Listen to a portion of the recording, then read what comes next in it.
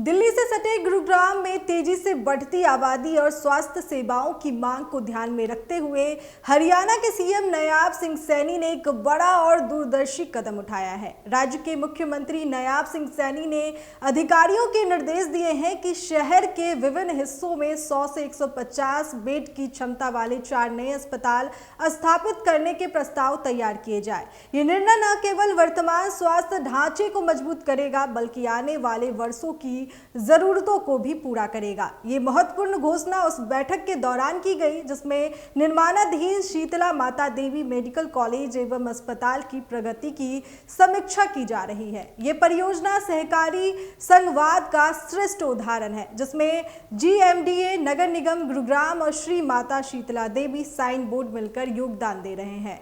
मुख्यमंत्री ने यह भी सुनिश्चित करने के निर्देश दिए हैं कि अस्पताल में आरक्षित बेड पर आयुष्मान भारत योजना के लाभार्थियों को प्राथमिकता मिले। उन्होंने स्पष्ट कहा कि सरकार का उद्देश्य केवल भवन निर्माण नहीं बल्कि अंतर्राष्ट्रीय स्तर की स्वास्थ्य सेवाएं प्रदान करना है, जिससे गुरुग्राम वैश्विक स्वास्थ्य मानचित्र पर अपनी पहचान बना सके। इसके साथ ही मेडिकल शिक्षा को किफायती और सुलभ बनाने पर भी विशेष जोर दिया गया। सेक्टर 102A खेड़की माजरा में बन रहे इस आधुनिक मेडिकल कॉलेज में 150 MBBS सीटों और 850 बेडों में से 33% सीटें हरियाणा के विद्यार्थियों को स्थानीय निवासियों के लिए आरक्षित होगी। खास बात यह है कि इन सीटों की फीस अन्य सरकारी मेडिकल कॉलेजों के समान ही रखी जाएगी, जिससे आर्थिक रूप से सामान्य परिवारों के छात्रों को राहत मिलेगी।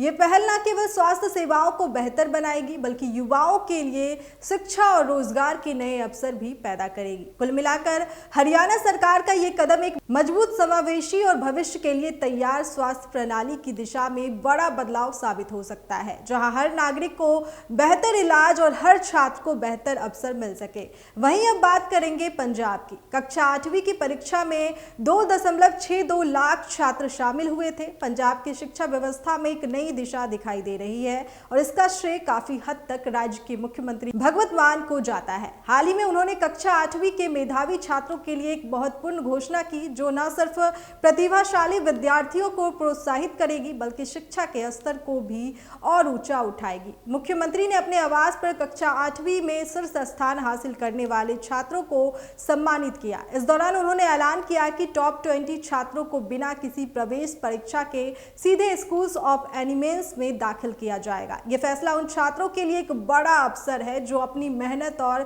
प्रतिभा के दम पर आगे बढ़ना चाहते हैं। इस कार्यक्रम की एक खास बात यह भी रही कि टॉप 20 में से 19 स्थान बेटियों ने हासिल किए। ये न केवल बेटियों की मेहनत और लगन को दर्शाता है बल्कि समाज में बदलती सोच और शिक्षा के प्रति बढ़ती जागरूकता का भी प्रमाण है। साधारण परिवारों से आने वाली इन छात्राओं ने यह साबित कर दिया कि अगर अवसर और समर्थन मिले तो वो किसी भी मुकाम को हासिल कर सकती है। मुख्यमंत्री ने टॉप 3 छात्रों को 50,000 रुपए की नगद राशि देकर सम्मानित किया और सभी विद्यार्थियों को प्रेरित करते हुए कहा कि वो हमेशा जमीन से जुड़े रहे, कड़ी मेहनत करें और सही आदर्शों को अपनाएं। उन्होंने ये भी कहा कि पंजाब के सरकारी स्कूल अब राष्ट्रीय स्तर पर एक मिसाल बनते जा रहे हैं। इस वर्ष कक्षा 8वीं की परीक्षा में लगभग 2.62 लाख छात्रों ने हिस्सा लिया, जो ये दर्शाता है कि शिक्षा के क्षेत्र में राज्य सरकार लगातार निवेश कर रही है। बेहतर इंफ्रास्ट्रक्चर, आधुनिक सुविधाएं और गुणवत्तापूर्ण शिक्षा के जरिए हर बच्चे के